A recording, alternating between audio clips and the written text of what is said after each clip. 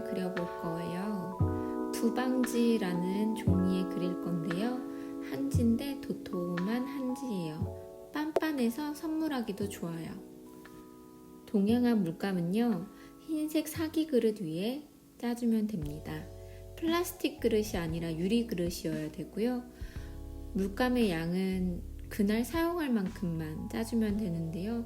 정말 콩알만큼만 짜줘도 충분히 사용하실 거예요. 그리고 물감을 짜는 순서는요, 그날 사용할 물감의 그라데이션 순서로 짜주세요. 오늘 사용해 볼 붓이에요. 채색 붓이랑 그리고 선붓, 세필붓 이렇게 준비해 봤어요.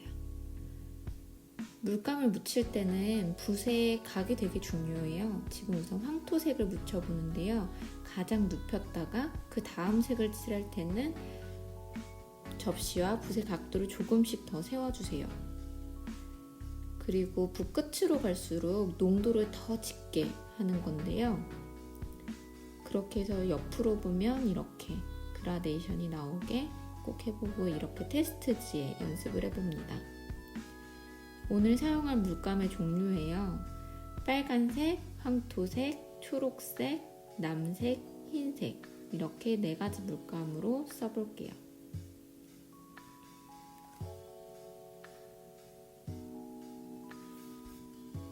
물감을 선택할 때는요, 반드시 동양화 튜브 물감을 고집할 필요는 없어요. 이거는 이제 그 물감의 성분을 비교해 보면 되는데요. 모든 물감은 색 가루에서 시작이 됩니다. 화방에 가면은 이제 색 안료만 팔기도 하는데요. 거기에 아라비아 껌을 섞으면 이제 수채화 물감이고, 동양화 미디엄은 이제 악교를 섞으면 되고요. 아크릴 수지를 섞으면 아크릴 물감, 그리고 기름을 섞으면 유화 물감이 돼요. 근데 원하시는 색상이 수채화 물감에 있다라고 하면은 이제 수채화 물감을 사용하시고 거기다 악교를 섞어 쓰시면 됩니다. 저는 동양화 그림의 굉장히 매력 중에 하나가 한 붓의 그라데이션을 표현할 수 있다라는 점이에요. 동양화라고 해서 반드시 일필휘지 한 붓에만 그릴 필요는 없는데요. 그래도 이왕이면은 이러한 붓의 특성과 종이의 특성을 잘 이용해서 이런 기법을 잘 활용해 보시면은 또 동양화만의 매력을 잘 뽑아낼 수가 있습니다. 두방지는 이제 원하시는 사이즈나 이런 거를 화방에 가서 골라 보시면 될 것 같아요. 근데 이제 나는 집에 있는 화선지나 연습지로 해보고 싶다 라고 하시면 그걸로 해보시고 배접이라는 과정을 거쳐야 되거든요.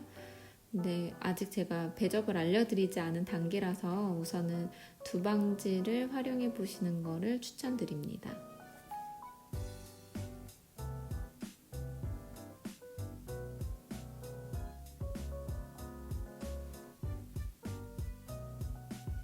동양화 붓은요, 이렇게 세워서 그리다 보면 가장 끝부분 말고 뿌리 부분 있죠. 거기가 저는 물 저장소라고 생각하거든요. 그래서 이게 중력에 의해서 물이 계속 쭉쭉쭉 내려와요. 그래서 잘 속도랑 이런 필력을 잘 이용하시면 계속해서 다시 묻히지 않아도 이렇게 쓰실 수는 있어요. 근데 처음에는 익숙하시지 않으실 테니까 우선은 자주 물감을 찍는 거를 추천드립니다. 저는 실제로 제 작업을 할 때는 이런 기법을 잘 쓰진 않아요. 저도 어떻게 보면은 입시 때 이후로는 거의 이 기법을 써서 그리는 게 정말 오랜만인 것 같아요. 보통 뭐 다 이렇다라고 말씀드리기는 어렵지만 현대의 많은 동양화 전공하시는 선생님들은 이렇게 한 붓에 그리는 기법보다는 쌓아 올리는 기법들을 더 많이 쓰시는 것 같기는 해요. 왜냐하면 이거는 단시간 내에 그림을 그리는데 더 적합하고 아무래도 작품의 완성도라던가 밀도를 올리기 위해서는 쌓아 올리는 기법이 더 적합합니다. 쌓아 올리는 기법을 사용을 하면요, 그림 작업이 최소 2주, 3주는 걸려요. 그래가지고 그럼 또 너무 부담스럽다 보니까 이렇게 단시간 내에 그릴 수 있는 방법으로 소개해 드릴게요.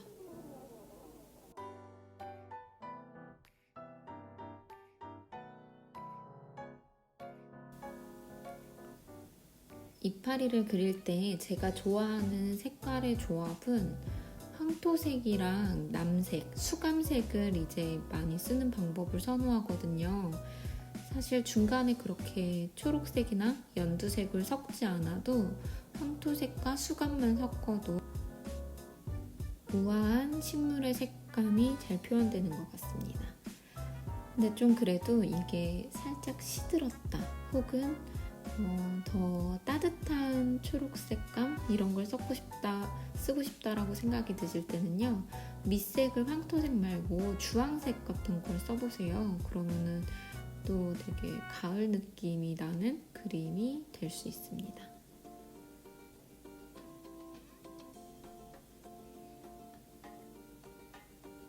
이제 카네이션의 줄기 부분을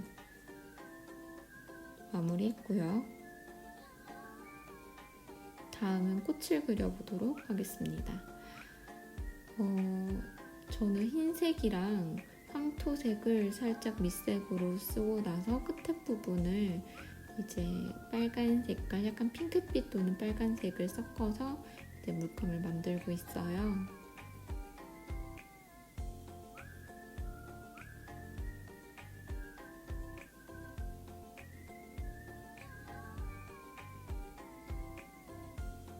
본인이 만든 그라데이션을 충분히 내고 싶다라고 생각이 들 때는 붓을 끝까지 눕혀주시면 돼요.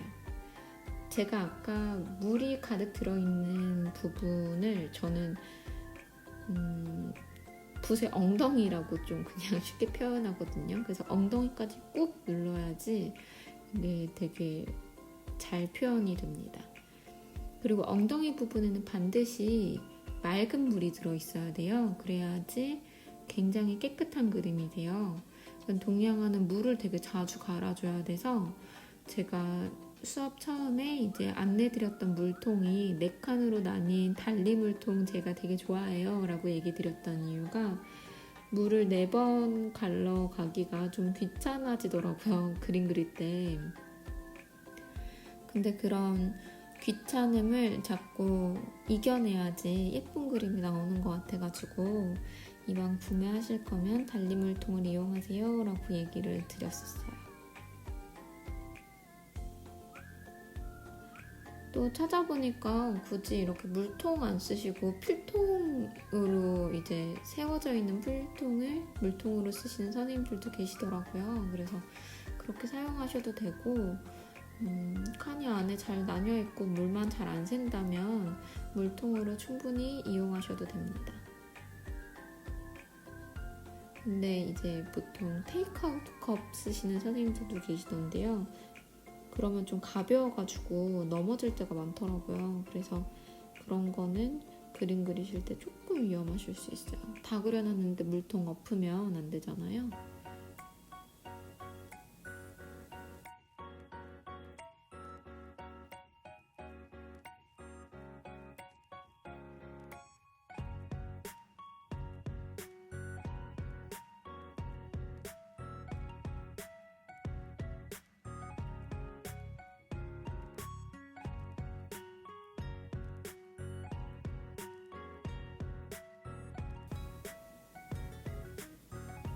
이게 그림 그리는 과정을 영상으로 보여드리는 게 정말 쉽지가 않은데요.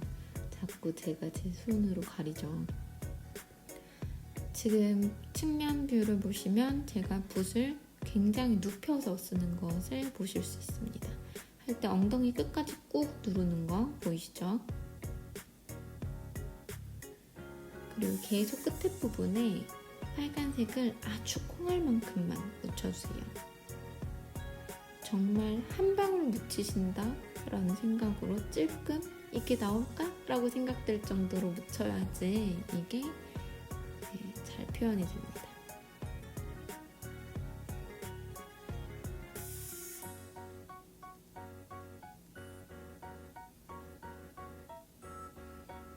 이게 두방지의 또 매력이 외곽에 이렇게 금색 테두리가 잘 붙어 있어요. 그래서 또 그런 점이 좀 고급스럽게 느껴지는 것 같습니다.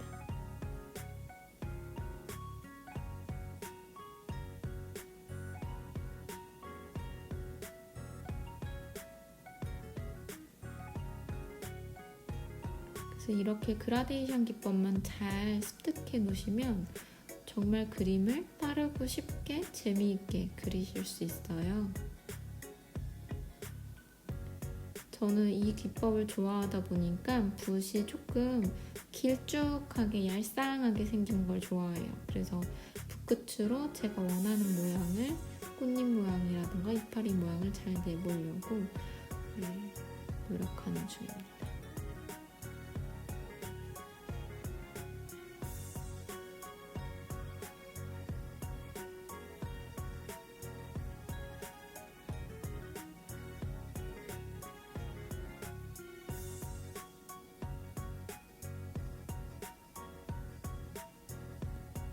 이게 이렇게 스케치도 떠놓고 붓으로 최대한 꽃잎 모양을 만들어가면서 찍는다고 해도 완벽하게 그걸 다 구현하기는 사실상 쉽지는 않거든요. 그래서 저희가 입시는 아니기 때문에 나중에 제가 조금 흰색을 사용을 해서 이제 꽃잎 모양을 더 구체적으로 그려주려고 합니다. 서양화랑 동양화랑 되게 비슷하게요. 대학교 입시에서는 흰색을 쓰면 되게 안 좋아하시기는 해요. 그래가지고 흰색을 못 쓸 때는 물이 그냥 깨끗한 흰색이다 라고 생각하면서 그렇게 많이들 쓰는 편입니다. 그래야지 그림이 좀 맑아지더라고요.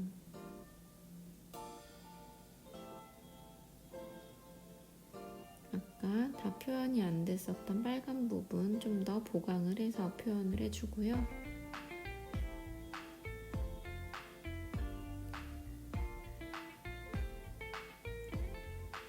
두방지 사실 때는 조금 넉넉하게 사셔야 돼요. 이게 빠르게 그릴 수 있다라는 장점도 있지만 실제로 또 빠르게 망할 수 있는 장점도 있거든요. 단점이네요, 그거는. 제가 이거를 조금 편집해서 그렇지 저도 이거를 그릴 때는 거의 한 45분 정도 걸렸어요. 스케치가 떠져 있는 상태에서. 그래서 선생님들도 이거를 한번 시험해 보실 때는 1시간 정도의 여유 시간을 가지고선 진행하시면 좋습니다.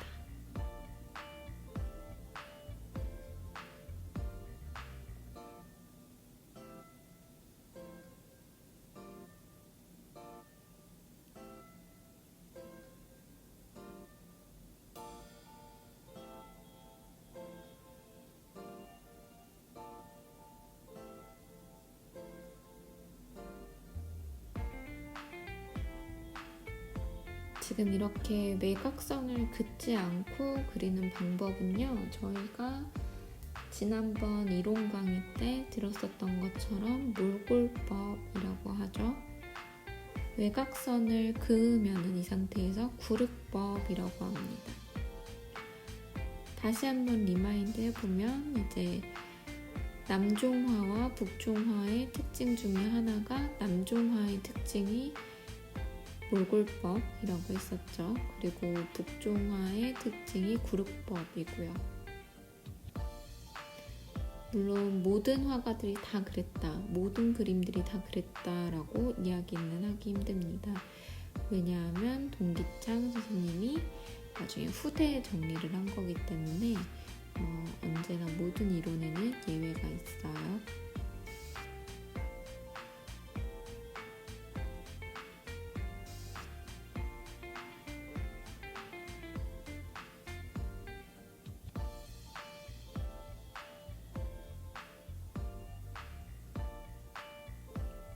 카네이션 끝부분에 보면은 이제 이렇게 찌글찌글한 모습이 있죠. 그런 거를 아주 작은 연한 같은 계열의 점으로 표현을 해줍니다.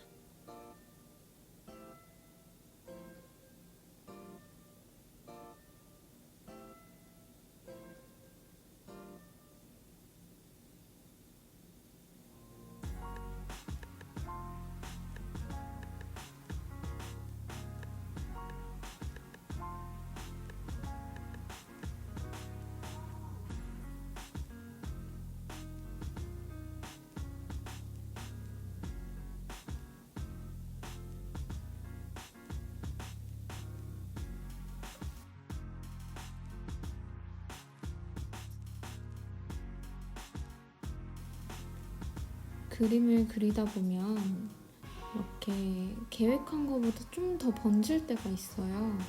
근데 이 번지는 거를 예방하는 방법으로는 붓에 물이 많으니까 번지는 거잖아요.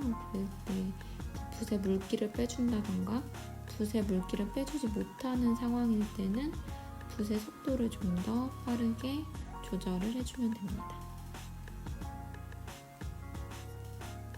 요즘 카네이션 선물을 좀 이색적으로 하려고 풍선 안에 들어있는 카네이션을 판매하는 것도 봤고요.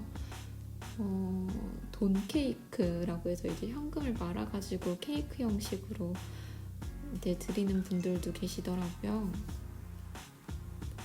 그래도 우리가 미술 전공자인 만큼 한 번 정도는 이렇게 카네이션을 그려서 드리면 좋을 것 같다라고 생각이 들어서 이렇게 한번 재미있는 코너로 준비를 해봤고요.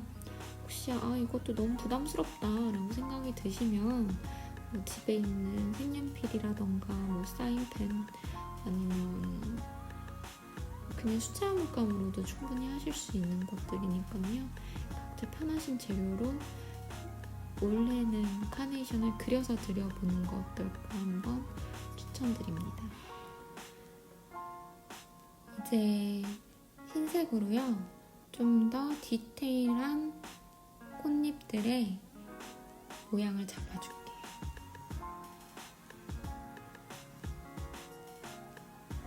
너무 흰색만 쓰면은 그 흰색이 살짝 뜨면서 안 예쁠 수가 있거든요. 그래서 저는 흰색에다가 황토를 조금 섞어서 아이보리 느낌이 나도록 그려봤습니다.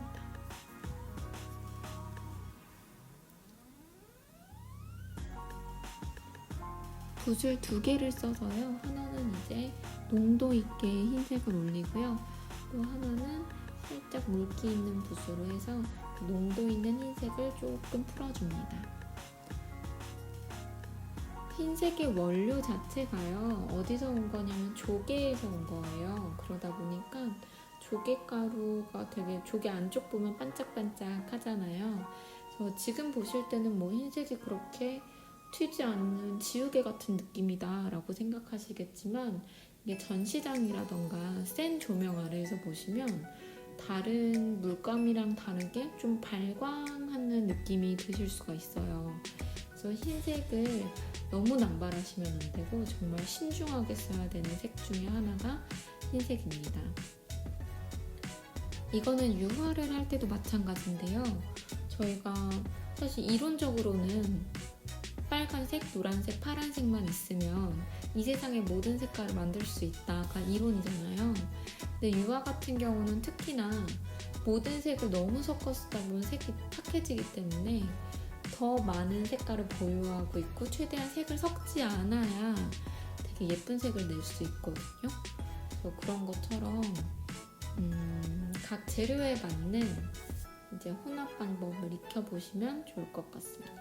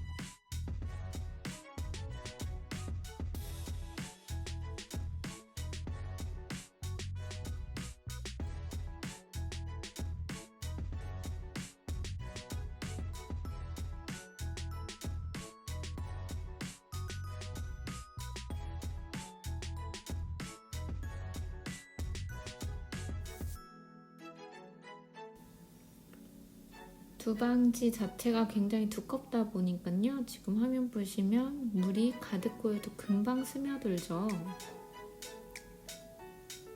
그래서 발라주고 또 발라주고 또 올려줘도 문제가 잘 없습니다.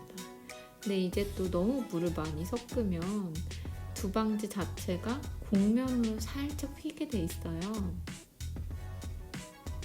그렇기 때문에 가장 좋은 건 진짜 딱 필요한 물량만 써서 그리면 그리는 겁니다.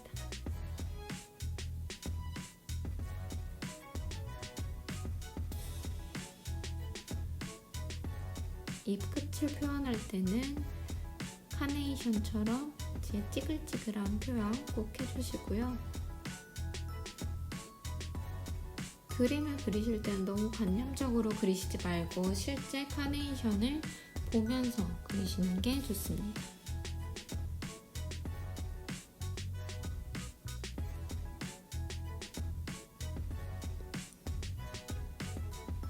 이 재료들은요, 다 지난번에 안내드렸던 곳에서 구매하시면 되는데요. 인사동에 가면 되게 많은 재료 파는 곳이 있거든요. 그래서 거기에서 구매하시면 되고요. 저는 주로 송지방이라는 곳에서 구매를 하고 있습니다.